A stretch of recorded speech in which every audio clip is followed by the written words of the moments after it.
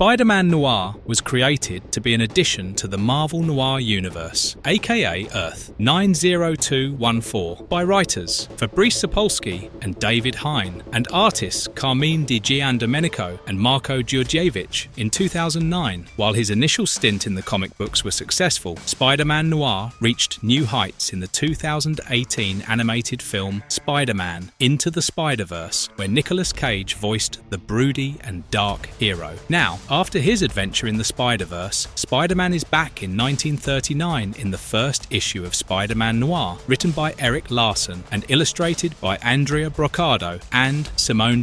Let's see what Spiderman Noir is up to, but before we continue, tap on that subscribe button and turn your notifications on to make sure you never miss an update from the channel.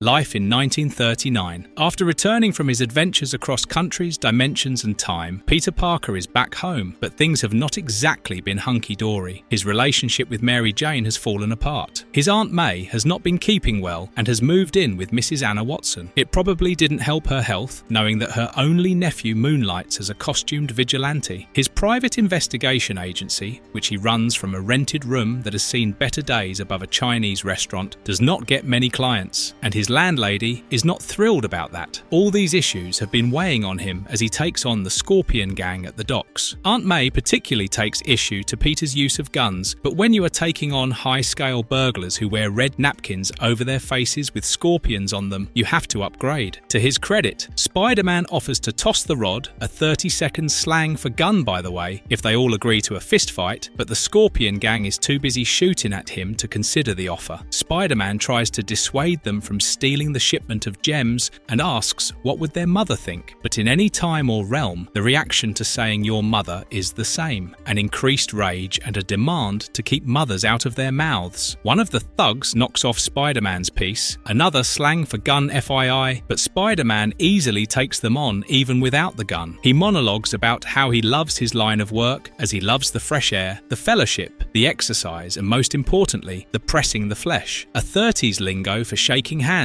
which Spider-Man uses to mean beating up his enemies, but comes across as an innuendo. While I do love the 30s slang, it is surprising how most of it doesn't make sense. Oh well, 5 more years, and we will have passed a century from 1930. Back to the fight. Spider-Man is hit with a box, and the thugs hold him down while another aims at him with his gun. Spider-Man pretends to be scared for a moment, but then throws everyone trying to hold him down. With a gun he nabbed from one of the other thugs, Spider-Man fought back. After killing most of the thugs and webbing up those who remained, Spider-Man webbed away to his office, where he also slept.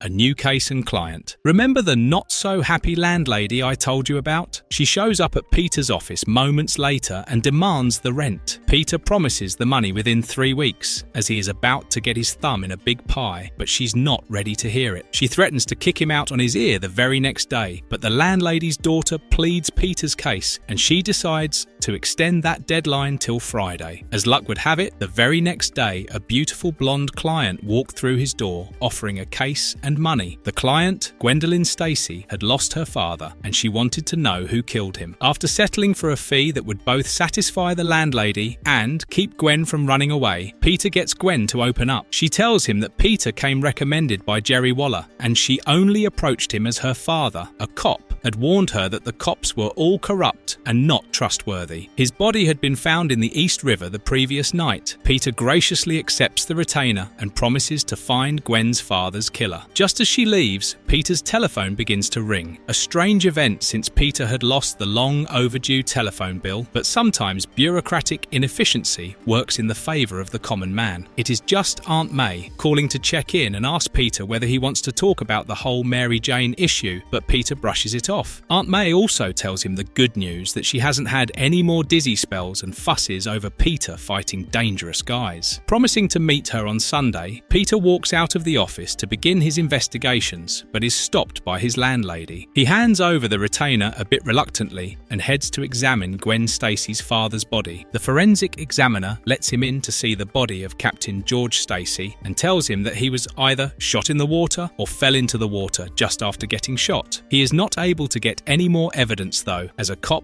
barges in and kicks him out of the morgue. Peter is determined though, and returns at night as Spider-Man. He notices cuts on his face and a red thread behind his ear. Before the investigation gets further, cops interrupt once again and open fire. He escapes unscathed, but wonders why a dead body is being given so much security and whether the cops were involved in some cover-up. The next day, Peter visits Gwen in her large house. Gwen does not have much to share as her father was a secretive man, but she leads him to a large safe hidden behind a sliding bookshelf. She doesn't know the combination to the safe though, so that turns out to be a dead end for now, but Peter hints at knowing a way to open it.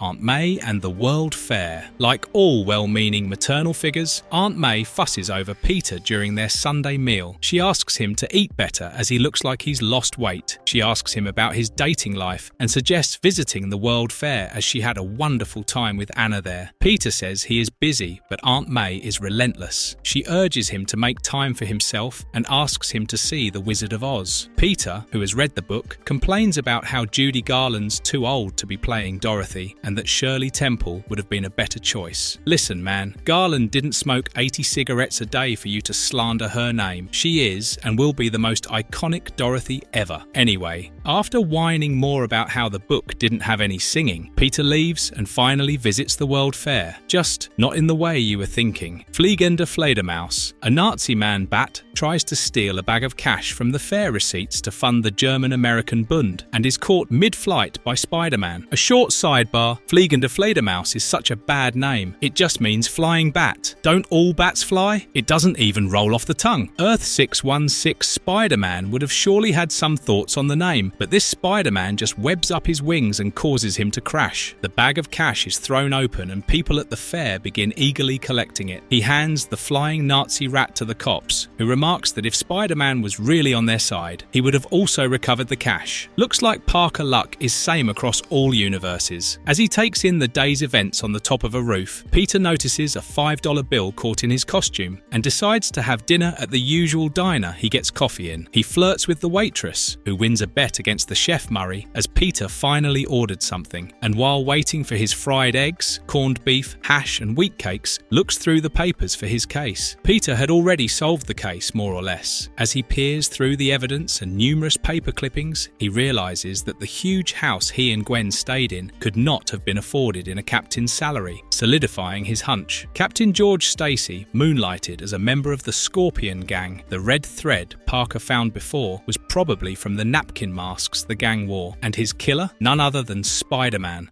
Verdict: a juicy first issue, Spiderman Noir builds up just the right amount of anticipation for the next issue. The Fliegende Fledermaus subplot was half-baked though, and I felt it didn't really add anything to the overall story. But the main plot is quite gripping, and I can't wait to know whether Peter Parker will let Gwen Stacy know that Spider-Man is the culprit or choose to save himself. Knowing Peter, it will be the former, but the way he goes about it cannot be determined. Either way, we will have to wait till November 12th to find out. Let us know your thoughts about this issue in the comments below, and if you liked the video, tap on that thumbs up. We will soon be back with more awesome content, and until then, goodbye.